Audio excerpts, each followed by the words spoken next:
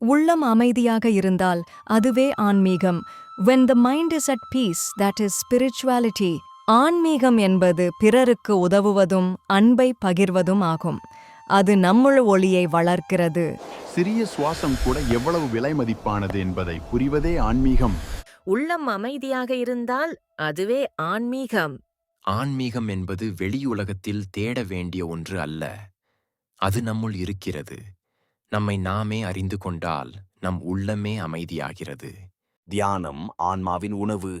Meditation is the food of the soul.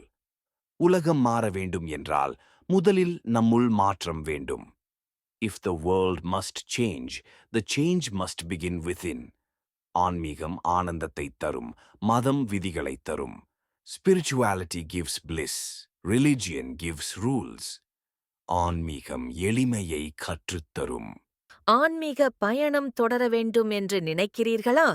உங்கள் உள்ளத்தில் அமைதியும் அன்பும் மலர எங்கள் ஆன்மீக வீடியோக்களை தொடர்ந்து காண சப்ஸ்கிரைப் செய்யுங்கள்.